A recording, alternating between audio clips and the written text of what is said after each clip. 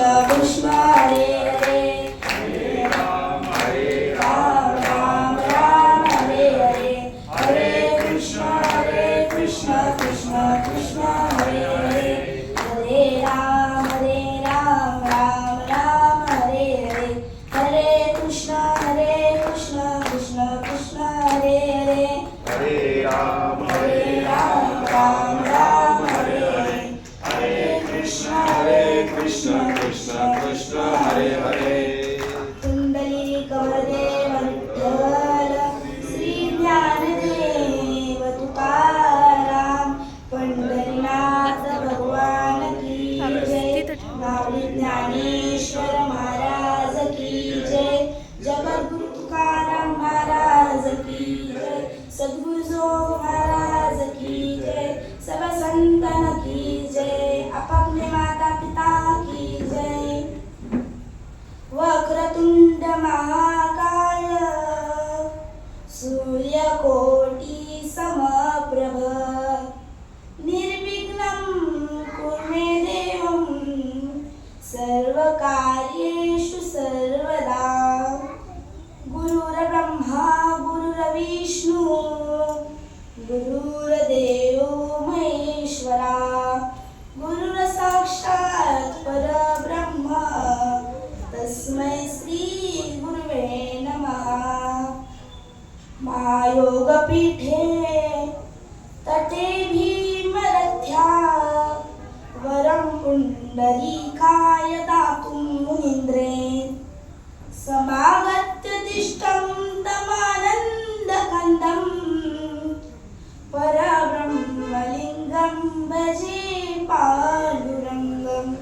परब्रह्मलिङ्गं भजे पाण्डुरङ्गं मुखं करोति वाचालं पङ्गुं लङ्घयते गिरिं यत्कृपातमहं वन्दे परमानन्दं माधवम् अलङ्कापुरी रम्य सिंहासनस्थं पदाम्भोजतेजस्फुटिप्रदेशं विदिन्द्रादिदेवे सदा स्तूयमानं समाधिस्थमूर्तिं भजे ज्ञानदेवं समाधिस्थमूर्तिं भजे ज्ञानदेवं वसुदेवसुतं देवं कंसचाणूरमर्दनं देवकी परमानन्दं कृष्णं वन्दे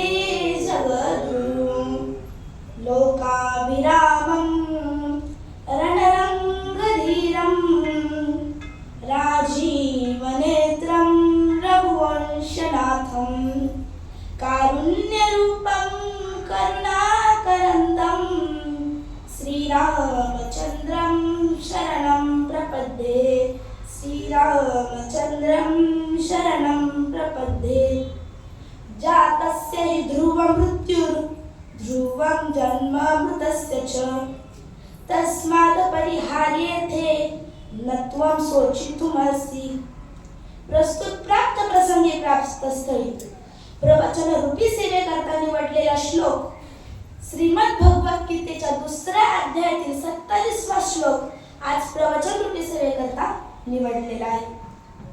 प्रवचनापूर्वी अल्पसा पर्याय देणं तो म्हणजे असा कैलासवासी सुदामिरामन सस्ते पाटील बाबा यांच्या 13व्या निमित्त मला ही मिळालेली प्रवचन रूपा ज्यांनी दिली आहे अशी असणारे सस्ते पाटील परिवार असेल यांचे आभार मानते.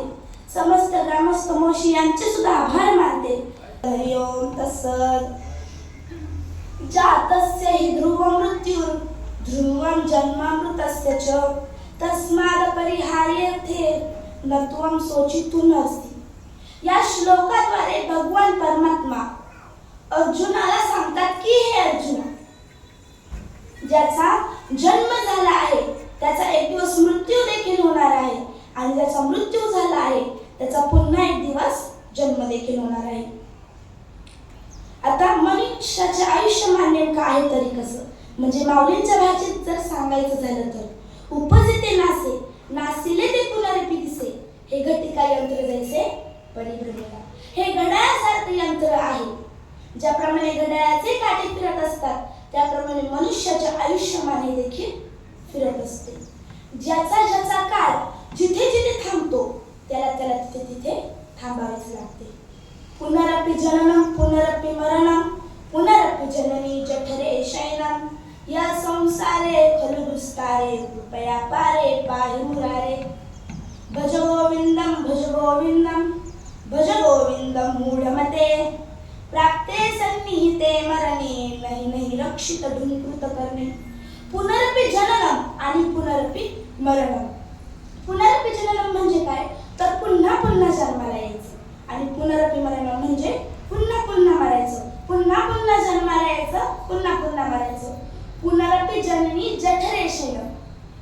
पुन्हा पुन्हा आईच्या गर्भामध्ये राहायचं, आईच्या गर्भामध्ये झोपायचं व तिच्या गर्भातून जन्म घ्यायचा. यह संसारे खलु दुस्तारे. हा संसार दुःख मूळ आहे. याच्यामधून आपल्याला काहीही मिळणार नाही. कृपया पारे पाहि मुरारे. कृपया करून तुम्ही देवाचं नामस्मरण करा, देवाचं भजन करा. भज गोविंदम भज गोविंदम भज गोविंदम मूढमते. आता तरी म्हणजे काय तर मूढ म्हणजे मूर्ख, मते म्हणजे बुद्धीच्या. स्मरण कर असे मी नाही तर असे शंकराचार्य आपल्याला सांगत असतात. प्राप्ते सन्निहिते मरणे नाही नाही रक्षित ढुंकृत करणे. आपण जर देवाचं नामस्मरण नाही केलं, देवाचं भजन जर नाही केलं तर देव आपलं रक्षण करणार नाहीये. मग भगवंताने कुरुक्षेत्रावर अर्जुनाला उपदेश करावा. अशी वेळ अर्जुनावर काय आली तर कुरुक्षेत्रावर कौरव पांडवाचे युद्ध होण्या अगोदर अर्जुनाच्या मनात प्रश्न निर्माण झाले. त्यावेळी अर्जुनाने सांगितले की आपल्याला दोन्ही सैन्यांच्या मधोमध नेऊन उभा कर असे भगवंताला सांगितले. कारण अर्जुनाच्या रथाचे सारथ्य हे स्वतः भगवान परमात्मा करत होते. त्यावेळी भगवंताने तो रथ दोन्ही सैन्याच्या मधोमध नेऊन ठेवला. तेव्हा अर्जुनाने पाहिले, अरे माझ्या बरोबर लढणारे तर माझे सख्खे चुलत भाऊ 100 कौरव आहेत व ज्यांनी मला धनुर्विद्या शिकवली अशी असणारे द्रोणाचार्य सुद्धा माझ्या विरोधात आहेत. माझे गुरुवर्य पितामह भीष्म ज्यांनी मला वडील गेल्यानंतर वडिलांची जाणीव सुद्धा भासून दिली नाही अशी असणारे पितामह सुद्धा माझ्या विरोधात आहेत. ज्यांनी आम्हाला कुलाचार्य शिकवला अशी असणारे कुलगुरु कृपाचार्य सुद्धा माझ्या विरोधात आहेत. मला या सर्वांना मारायचं आहे. सर्वांना मारून काय मिळणार आहे तर धन मिळणार आहे, संपत्ती मिळणार आहे, हे सारे राज्य मिळणार आहे. पण मला हे सारे राज्य नको आहे. मी माझ्याच नातेवाईकांना मारणार आणि हे राज्य मी जिंकणार. माझ्याकडून कोण आहे तर आम्ही 5 पांडव व स्वतः भगवान परमात्मा माझ्या सोबत आहे.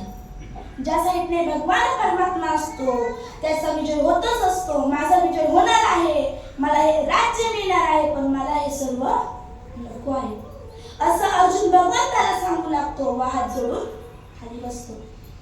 अशा दलित गात्र झालेल्या अर्जुनाला भगवंत सांगतात, हे अर्जुना जातस्ते ध्रुवम मृत्यू ध्रुवम जन्म मृतस्य च तस्मात् परिहारेथे न त्वं शोचितुमर्हसि. हे अर्जुना आजपर्यंत ज्याचा जन्म झाला आहे त्याला मरावेच लागले आहे आणि ज्याचा मृत्यू झाला आहे त्याचा जन्म होणारच आहे. मग मनुष्याचे आयुष्य माने नेमकं आहे तरी कसं. आपण जर समजा एखाद्या बसमध्ये बसलो आणि एखाद्या ठिकाणचे तिकीट काढले आणि ते ठिकाण आल्यावर आपल्याला त्या स्टेशनवर उतरावेच लागते. तसेच आपण सुद्धा या जीवनरूपी बसमध्ये नाही. काया नगर का सौदागर अपने वतन में जाना है. काया नगर का सौदागर भाई कहे बहन मेरी, बहन कहे भाई मेरा, ना भाई की बहन ना बहन का भाई, ये तो राखी बांधने का नाता है. काया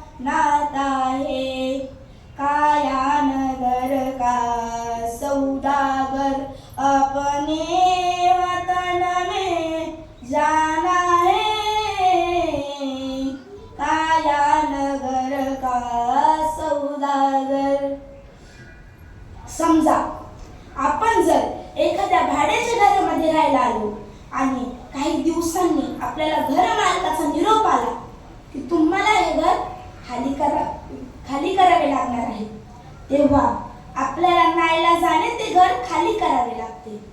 तसंच आपण सुद्धा या जीवनामध्ये भाड्याने राहायला आलेलो आहे.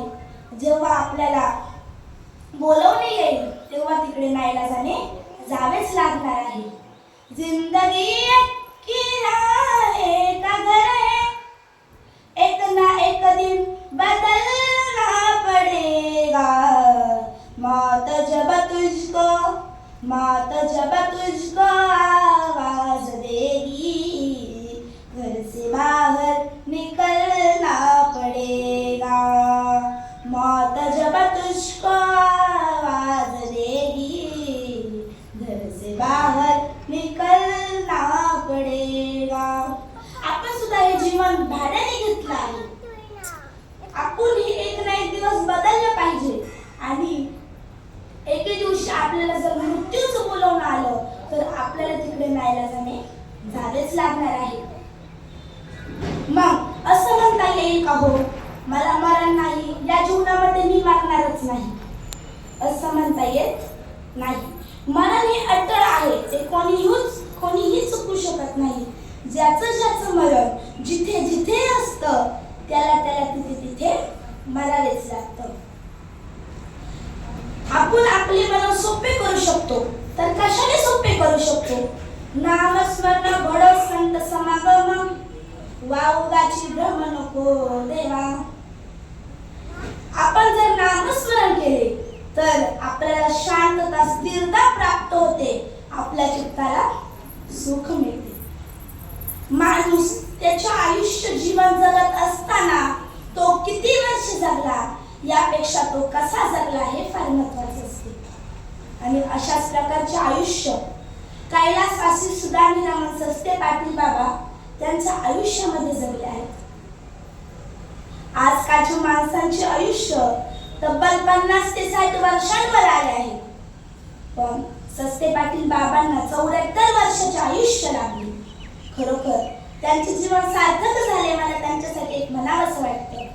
ह्या 13व्या निमित्त मला एक म्हणावंसं वाटतं. काही फुले कुमारिकेच्या डोईवर असतील तर काही फुले एखाद्याच्या प्रेतावर पडतील. काही फुले रस्त्यांवरती पायात तुडतील तर काही फुले देवाजींच्या डोईवर बसतील. सस्ते पाटील बाबांनी एवढा मोठा प्रपंच उभारला, पण प्रपंच उभारत असताना त्यांनी कधीही परमार्थ सोडलेला नाही. सस्ते पाटील बाबांनी या समाजासाठी, या गोरगरिबांसाठी मोठी कामं केली. गोरगरिबांना जाणलं, गोरगरिबांची मदत केली. आपल्याला जर आपल्या जीवनामध्ये आपला उद्धार करायचा असेल तर काय करावे लागेल? नामस्मरण करावे लागेल. नाम संकीर्तन साधन पै सोपे, जळतील कापे जन्मांतरीचे.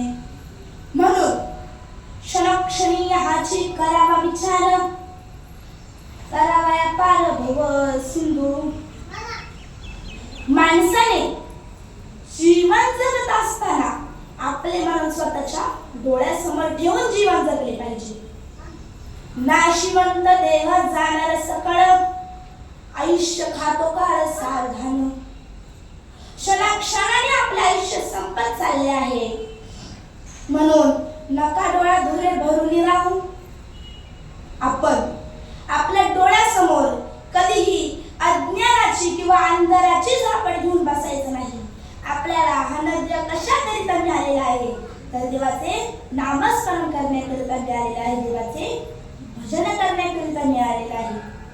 आपण करा सोडवणं, स्वतः सोडवणूक करण्याकरिता आपल्याला हा नद्य मिळाला आहे. पण आपण तसे करतो का हो? तर आपण तसे करत नाही. या जीवाला सुखाची अपेक्षा केव्हापासून लागते? जेव्हापासून त्या जीवाला आईच्या गर्भामध्ये टाकले जाते तेव्हापासून त्या जीवाला सुखाची अपेक्षा लागते. आता तुम्ही मला सांगा, आईच्या गर्भामध्ये राहण्याकरिता काही सिमेंट कॉन्क्रीटचे बंगले आहेत का? बोला चला, आहे का? सांगा बरं ताई, आहेत का? तर नाही. व खाण्याकरिता काही पंचपक्वान्न जेवण आहे का? सांगा बरं दादा, तुम्ही आहे का? नाही. मल, मूत्र आणि घाण जर जिवंतपणी नरक यातना कुठे सहन कराव्या लागत असतील तर त्या आईच्या गर्भामध्ये सहन करावे लागते. आणि मग तिथे तो जीव गुदमरतो व देवाला आळवणे करतो, देवाला विनवणी करतो की हे देवा, एक वेळ करी या दुःखा वेगळे, एक वेळ करी या दुःखा वेगळे, एक वेळ करी या दुःखा वेगळे, एक वेळ करी या दुःखा वेगळे. दुरितांचे जाळे उगवणी, दुरितांचे जाळे उगवणी, आठवीन पाया हा माझा नवस, आठवीन पाया हा माझा नवस, आठवीन पाया हा माझा नवस, आठवीन पाया हा माझा नवस. रात्रही दिवस पांडुरंगा, रात्रही दिवस पांडुरंगा, आठवीन पाया हा माझा नवस, आठवीन पाया हा माझा नवस. तो जीव देवाला आळवणी करतो, देवाला विनवणी करतो की हे देवा, मला या दुःखातून तू बाहेर काढ. मी बाहेर आल्यानंतर तुझ्या चरणावर रात्रंदिवस लोटांगण घालेन. पण तो जीव खोटं बोलतो. तर कोणाशी खोटं बोलतो? देवाशी खोटं बोलतो. 9 महिने 9 दिवस कष्टाल्यानंतर 9 महिने कष्टल्यासी 10 व्यासी प्रसूत झाली, येतानी कदमा आड तुझी मान अडकली. मग ते बाळ जन्म घेत असताना सुद्धा त्या मातेला असह्य अशा वेदना सहन कराव्या लागतात. जन्म घेत असताना सुद्धा दुःखच आहे. आता तुम्ही म्हणाल की महाराज, आले जीवाचे बालपण, या बालपणामध्ये कोणाची कर्ज फेडायची राहत नाही, कोणाची लग्न करायची राहत नाही, कसलंच टेन्शन नसतं. आपण एक गोष्ट मागितली का ती आपल्यापाशी हजर असते. पण या बालपणामध्ये पण दुःख आहे. तर तुम्ही मला विचारशाल की या बालपणामध्ये नेमकं कसलं दुःख आहे? तर ऐका बालपणाच्या दुःखाच्या यातना. उन्हाळ्याचे दिवस चालू असावेत, माय माऊली घरातील साफसफाईचे काम करत असावे. साफसफाईचे काम करत असताना त्या मातेचं अंग पूर्ण घामाने ओलेचिंब झालेले होते. तेव्हा तिच्या बाळाला भूक लागते, तिचे बाळ रडू लागते. तेव्हा त्या बाळाचा आवाज ऐकताच ती आई त्या बाळाजवळ येते व बाळाला दूध पाजू लागते. त्या बाळाला दूध पेत असताना आईच्या घामाचा वास येतो. ते बाळ अजूनच जोरजोराने रडायला सुरुवात करते. आधीच घरकाम आवरताना आई वैतागलेली असते व बाळाचा आवाज ऐकून ती अजूनच वैतागते. ती त्याच्या 2 फटके लावून देते व तिथून निघून जाते. सांगायचं तात्पर्य एवढंच की बालपणामध्ये पण सुख नाही. मग मनुष्याच्या जीवनातील बालपणे गेले, सुख नाही मिळाले. मग काय येते? तारुण्य. तरुणपणामध्ये पण सुख नाहीये. तर तुम्ही म्हणाल की आता तरुणपणामध्ये कसं काय सुख नाही महाराज? तर ऐका, तरुणपणामध्ये देव देव करावा, परमार्थ करावा, परमार्थाचा झेंडा हाती घ्यावा. पण तरुण काय म्हणतो? कोणता झेंडा हाती घेऊ? तरुणाला काय वाटते? माझ्याकडे सुंदर घर असावं, माझ्याकडे सुंदर गाडी असावी, माझ्याकडे सुंदर मोबाईल असावा, माझ्याकडे सुंदर पत्नी असावी. पण तरुणाची इच्छा काही संपतात का हो? सांगा बरं, संपतात का? तर नाही. ज्याच्याकडे सायकल आहे त्याला वाटतं मोटरसायकल घ्यावी. ज्याच्याकडे मोटरसायकल आहे त्याला काय वाटत असेल मग? बोला चला, काय वाटत असेल बरं? सांगा बरं ताई, काय वाटत असेल? 4 व्हीलर घ्यावी. ज्याच्याकडे 4 व्हीलर आहे त्याला वाटतं हेलिकॉप्टर घ्यावा. आणि ज्याच्याकडे हेलिकॉप्टर आहे त्याला काय वाटत असेल? सांगा बरं दादा, काय वाटत असेल? विमान घ्यावा. पण माणसाच्या इच्छा मात्र काही संपतात का हो? तर नाही. तरुणाला वाटते की मला सर्व सुख सुविधा भोगायला मिळाव्या, मला सर्व भोग भोगायला मिळावेत. आणि एक जरी भोग भोगायला मिळाला नाही की जीवाला दुःख होते, जीवाला वाईट वाटते. मग एक दिवस काय होतं? सुख पैसा, सुख पैसा, सुख पैसा करता करता करता एक दिवस तो जीव आरशासमोर येतो आणि पाहतो काय, अरे आपले केस पांढरे झाले आहेत, आपले दात पडून गेले आहेत, आपल्यामध्ये ताकद राहिली नाही, पण म्हातारं झालं आहे. आपण आयुष्यभर नुसतं सुख पैसाच करत राहिलो, आयुष्यभर देवाचं नामस्मरण नाही केलं, देवाचं भजन नाही केलं. आता तरी देवाचं भजन केलं पाहिजे, देवाचं नामस्मरण केलं पाहिजे. तो जीव राम राम म्हणू लागतो, पण त्याच्या तोंडातून राम राम निघायच्या ऐवजी लांब लांब हे शब्द निघू लागतात. आयुष्याची संध्याकाळ जवळ येऊ लागते. धनानुभूमो पशुवच्छ गोष्टे भार्या गृहद्वारे जलस्मशाने देह चितायां परलोक मार्गे कर्मानुगो गच्छति जीवैकः. धनानुभूमो, धन हे जमिनीवरच राहणार आहे. पशुवच्छ गोष्टी, पशु प्राणी पक्षी गाई वासरे गोठ्यामध्येच राहणार आहे. भार्या गृहद्वारे, आपली पत्नी घराच्या दरवाजापर्यंतच येणार आहे. जलस्मशाने, मित्र असतील, नातेवाईक असतील, हा समाज असेल, हे फक्त स्मशानापर्यंतच आपल्यासोबत असणार आहे. देह चिताया, आपला देह सुद्धा आपल्या बरोबर नाहीये, तो फक्त चितेपर्यंतच आपल्या बरोबर येणार आहे. मग आपल्या बरोबर नेमकं काय येणार आहे? काय येणार आहे आपल्या बरोबर? तर कर्मानुगो गच्छति जीवैकः. आपण केलेले चांगले किंवा वाईट कर्म आपल्या सोबत येणार आहे.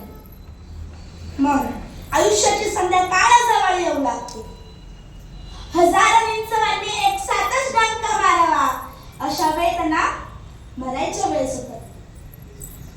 तेव्हा तो जीव देवाला आळवणी करतो, देवाला विनवणी करतो की हे देवा, मला हे दुःख सहन होत नाहीये, मला या यातना सहन होत नाहीये, मला माझ्या देहामध्ये तो पुन्हा सोड. तो म्हणू लागतो, देवा मला या यातना सहन होत नाहीये.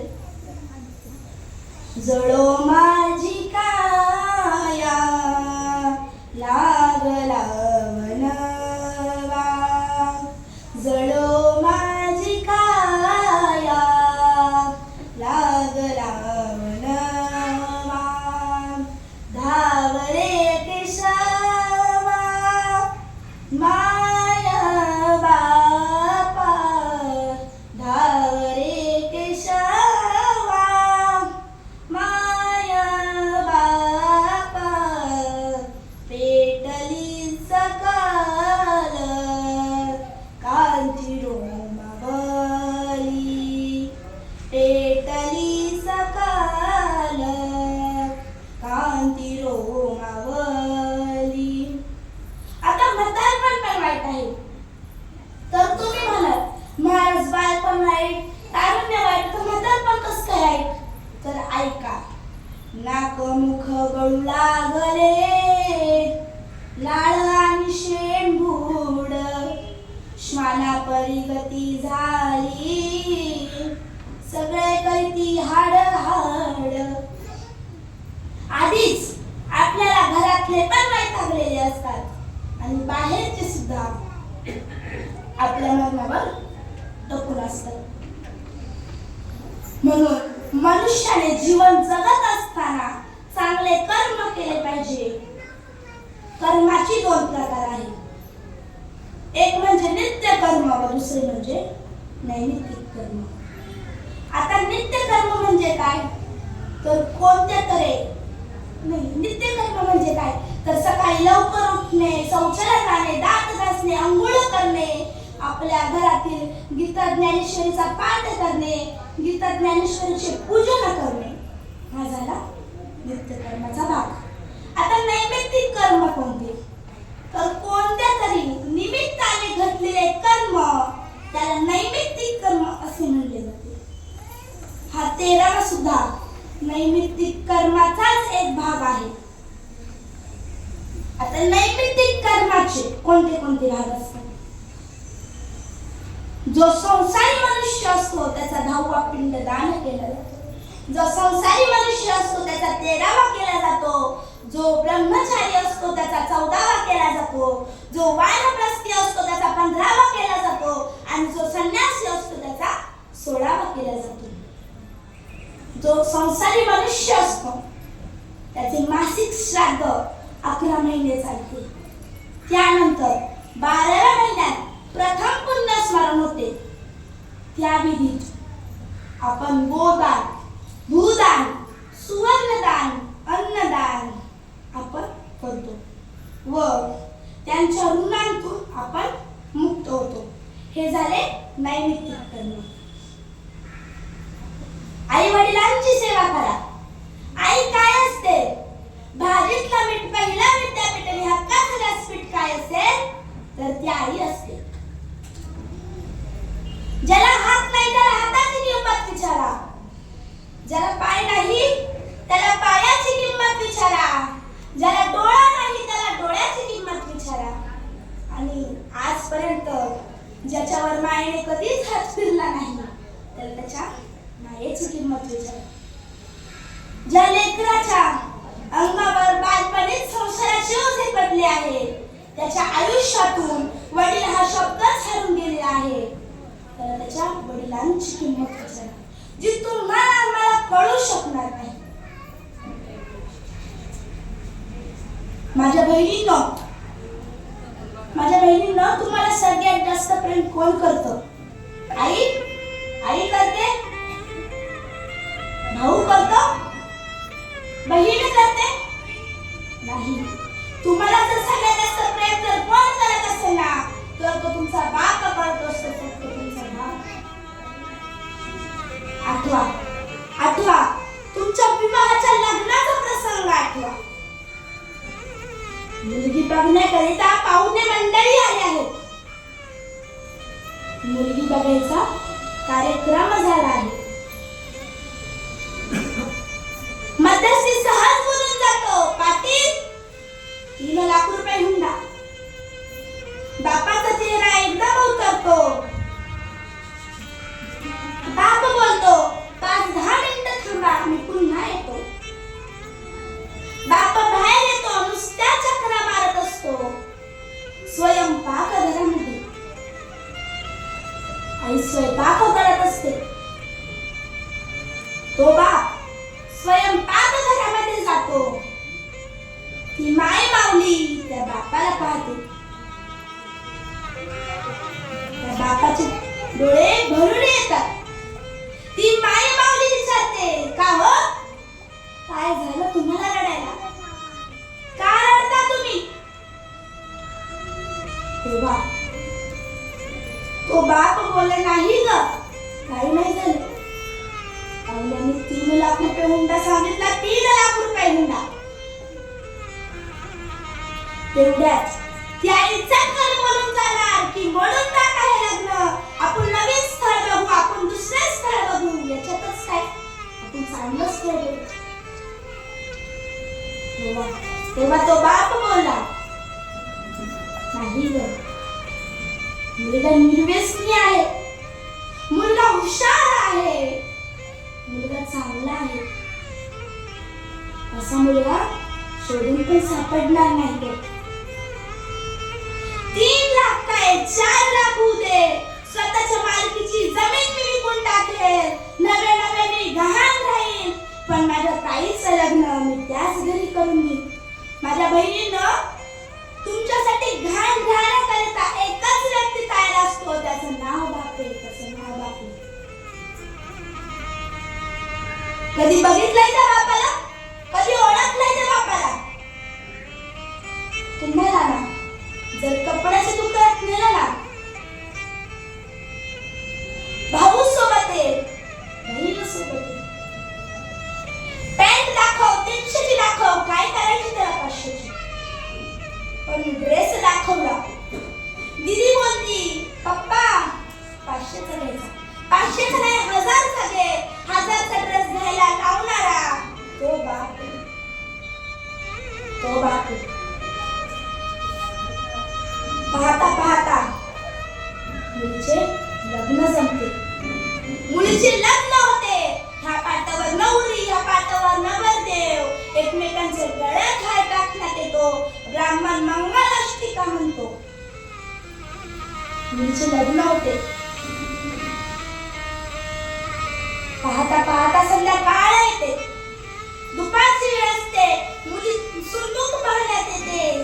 पाहुणे मंडळी जेवतात, पाहुणे मंडळी निघून जातात. पाहता पाहता संध्याकाळ होते, मुलीची जाण्याची वेळ येते. ब्राह्मण ती दाट सोडतो.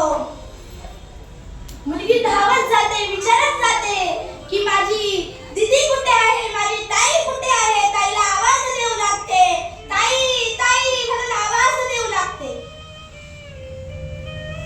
तिकडून ताई बाहेर येते, इकडून आवाज देते, ताई असा आवाज देते व तिच्या जवळ जाऊन तिला कडकडून मिठी मारते. तिला सांगते, ताई हे ताई, स्वतःची काळजी घे बरं का, आई वडिलांची काळजी घे. आईला उलट फिरून बोलत जाऊ नकोस ना ताई, बाबांचं ऐकत जा. खूप रक्ताचं पाणी केलं आहे ना ताई आपल्यासाठी त्यांनी. आपल्या आई वडिलांची मान शर्मेनं खाली झुकेल असं वागू नकोस ना ताई. ऐकत जा बरं का ताई आई वडिलांचं. ताईशी बोलणं झालं, विचारलं माझा भाऊ कुठे आहे, माझा दादा कुठे आहे. आवाज देऊ लागली, दादा दादा म्हणून आवाज देऊ लागली. आतमधून दादा पळत पळतच आला. तिने आवाज दिला, दादा असा आवाज दिला व दादा जवळ गेली. दादाला सुद्धा कडकडून मिठी मारली. दादाला म्हणू लागली, दादा हे दादा, तुला बाबांची चप्पल यायला लागली आहे रे. बाबांना उलट फिरून बोलू नको. मला कळालं आहे की तुला बाबांना उलट फिरून बोलायची खूप सवय लागली आहे रे. उलट फिरून बोलू नकोस बाबांना. टिकलं कान, काय भरोसा कधी गळून पडेल. बाबांना दम्याचा त्रास आहे, डायबिटीसचा त्रास आहे. बाबांची काळजी घे रे दादा. दादाशी बोलणं झालं, विचारलं माझी आई कुठे आहे, आई कुठे आहे. आईला आवाज देऊ लागली, आई आई असा आवाज देऊ लागली. घरामधून आई पळत पळतच आली. मी आवाज दिला, आई असा आवाज दिला व आई जवळ गेली. त्या आईला सुद्धा कडकडून मिठी मारली. आईला म्हणली, आई हे आई कसं व्हायचं ग तुझं, बाबाची काळजी घे बरं काय. बाबांना तिखट भाजी चालत नाही काय, नको करत जाऊ बाबांना तिखट भाजी. बाबांना रोज एक शर्ट इस्त्रीचा लागतो, परत जागा एक शर्ट इस्त्रीचा. बाबांची काळजी घे, स्वतःची काळजी घे, आपल्या साऱ्या कुटुंबाची काळजी घे. आईशी बोलणं झालं, विचारलं माझे बाबा कुठे आहेत, माझे बाबा कुठे आहेत. बाबांना शोधू लागली. तिकडून कोणीतरी म्हणावं, अगं ते बघ त्या खांबाला टेकून तुझा बाप उभा आहे. तिने बाबा बाबा असा आवाज दिला व बाबाच्या मागून जाऊन बाबांना कडकडून मिठी मारली. तेव्हा तो बाप त्या लेकीला मूळ लागला बाळा. सासू सासऱ्यांना आई वडील मान, नंदाला बहीण मान, दिराला भाऊ मान. पती परमेश्वर आहे, पतीची सेवा कर. सुखाचा संसार कर बाळा. आमची मान शर्मेनं खाली झुकेल असं वागू नकोस रे बाळा. सुखाचा संसार कर, सुखाचा संसार कर, एवढंच सांगणार तो बाप होता. बापाच्या डोळ्यातून थेंबर सुद्धा पाणी नव्हते, पण सुखाचा संसार कर एवढंच सांगणार तो बाप होता. मुलीची पाठवणूक करण्यात आली. उरलेली मंडळी जेवायला बसली. त्या बापाने देणं देऊन टाकलं. मंडपवाल्याला सांगितलं उरलेले पैसे 15 दिवसांनी दे. भांडाराला सांगितलं आज नाही, 20 दिवसांनी तुम्हाला मी तुमचे पैसे परत देईल. आज नाही देऊ शकणार, पण तुमच्या घरी येऊन पैसे देईल, पण आज नाही. उरलेली मंडळी जेवण करत होती. त्या बापाकडे बघून ती माणसे रडू लागली. तो बाप त्यांना विचारू लागला, काय झालं तुम्हाला रडायला? का रडता तुम्ही? चांगलंच तर झालं ना माझ्या दिदीचं. बाप चालत गेला. एका रिकाम्या खोलीच्या आत घुसला. इकडे तिकडे पाहिले, धाडकन दरवाजा लावून घेतला व आपल्या लेकीच्या आठवणीत ढसा तो बाप रडू लागला. आठवण काढू लागला की ह्याच मोठाने मी माझ्या लेकीला शाळेत घेऊन सोडवत होतो ना, ह्याच हाताने तिला चिवकाऊचा घास खाऊ घालत होतो ना. एके दिवशी माझ्या लेकराला सांगितलं, बेटा हातावर पाय ठेव. तिने पाय ठेवला. मी पेनाने माप काढून घेतलं ना. तिच्यासाठी चप्पल आणायला गेलो. घरी आलो. ती बोलली, बाबा फुलाची गुलाबी चप्पल त्याने आणली. परत गेलो, गुलाबी चप्पल तिच्यासाठी घेऊन आली. आज 20 वर्ष सांभाळलेली लेक माझी मुलगी पोरकी झाली, हो पोरकी झाली असं म्हणून तो बाप एक तासला सडासा रडू लागला. माझ्या बहिणींनो, एके दिवशी काय झालं, एका मुलीने सांगितलं, बाबा माझ्या मैत्रिणीने छोटा ड्रेस घेतला आहे, मला सुद्धा छोटा ड्रेस घ्यायचा.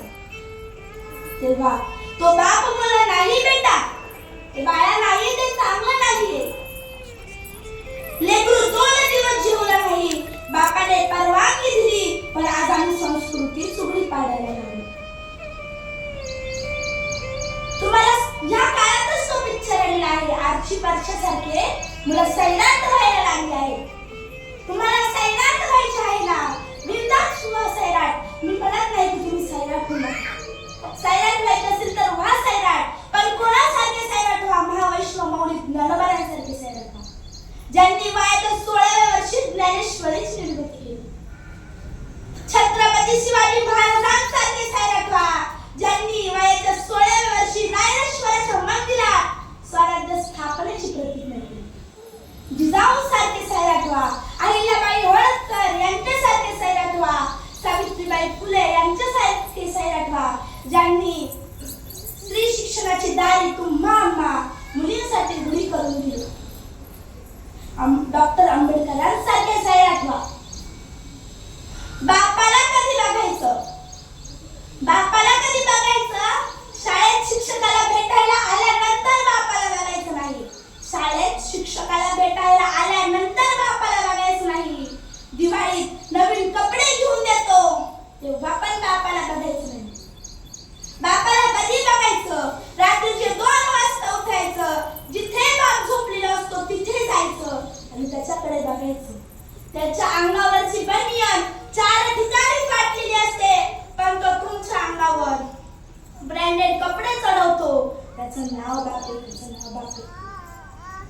चांभाराकडे जाऊन एक चप्पल 10 वेळा शिवून घालतो, पण तुमच्या पायात ब्रँडेड चप्पल घालून देतो. त्याचं नाव बापे, त्याचं नाव बापे. असा बाप माझ्या बाबासाहेबांना कळाला, असा बाप माझ्या शंभूराजांना कळाला. कैलासवासी सुदामी रमण सस्ते पाटील बाबा यांच्यासाठी मला एक कविता सादर करावी वाटत आहे. माझ्या डोळ्यातलं आसव कोणी माईने पुसताना, माझ्या डोळ्यातलं आसव कोणी मायेने पुसताना, उरी दाटतो हुंदका गोष्ट बापाची सांगताना, उरी दाटतो हुंदका गोष्ट बापाची सांगताना. त्याच्या फाटक्या सदऱ्याला किती तिघळा जोडलेली, उभ्या आयुष्याला त्याने कशी कातर लावल्याली. त्यानं बघितलं सपन, त्यानं बघितलं सपन पाला उसाचा काढताना, त्यानं बघितलं सपन पाला उसाचा काढताना, उरी दाटतो हुंदका गोष्ट बापाची सांगताना, उरी दाटतो हुंदका गोष्ट बापाची सांगताना. बरविला घास उटका माझ्या इवल्या मुखात, त्याच्या पराम कष्टाने मी शोभते सुखात. मला कसंच होत या, मला कसंच होत या कुणी बाबा म्हणताना, मला कसंच होत या कुणी बाबा म्हणताना, उरी दाटतो हुंदका गोष्ट बापाची सांगताना, उरी दाटतो हुंदका गोष्ट बापाची सांगताना. मुलीची पसंती आली की बापाचं काहीच धडधडतं. चिमणी घरट सोडून जाणार म्हणून आतल्यात खूप रडतात. हसरे खेळतात बाबा एकदम गंभीर दिसू लागतात. मुलीकडून पाणी मागण्यापेक्षा स्वतःच घेऊ लागतात. या घरातला चिवचिवाट आता कायमचा थांबणार असतो. लेक झोपल्यानंतर बाप तिच्याकडे पाहून रडत असतो. अंबुजाली पुला परत मोठी कधी झाली कळालंच नाही. बाप म्हणतो तिला सोडून मला पाणीही मिळालं नाही. दिवसातून एकदा तरी मायने जवळ घ्यावं वाटतं. करक्याचं धन असलं तरी द्यायला मात्र नको वाटतं. उठल्यापासून झोपेपर्यंत बाबाची काळजी घेत असते. आज ना उद्या जाणार म्हणून मुलगी फार लाडाची असते. मुलगी जाणार म्हणलं की बापातून तुटून जातो. कळत नाही बैठकीतून अचानक काबर उठून जातो. इकडे तिकडे जाऊन बाबा रडत असतो. लेकीचं कल्याण झालं म्हणून पुन्हा बैठकीतून बसत असतो. एका अर्थाने मुलगी म्हणजे बाबाची काळजी घेणारी दुसरी आईच असते. पोटचा गोळा देणाऱ्याची कहाणी फार वेगळी असते. कहाणी फार वेगळी असते. या ठिकाणी 13व्या निमित्त आभार मानते व कैलासवासी सुदामी रमण सस्ते पाटील बाबा यांच्या 13व्या निमित्त झालेली प्रवचन रूपी सेवा मी पांडुरंग परमात्म्याच्या चरणी, माऊलींच्या चरणी, गुरुवर्य सौ मुक्ताताई महाराज मालुंजकर असतील, तसेच श्री गणेश महाराज मालुंजकर असतील यांच्या चरणी, जन्मदात्या आई वडिलांच्या चरणी, तुम्हा सर्व श्रोते मंडळांच्या चरणी समर्पित करते. व सेवेला पूर्णविराम देण्याच्या अगोदर आपण आत्मके देवे एने वाग्यज्ञे तोषावे पसाय दानये जे खडांची व्यंकटी सांडो तया सत्कर्मी रतिवाडो भूतास परस्परे पडो मैत्र जीवांचे जोतांचे तिमिर जाओ विश्व स्वधर्म सूर्य पाओ जो जेवांची लतो ते लाओ प्राणी जात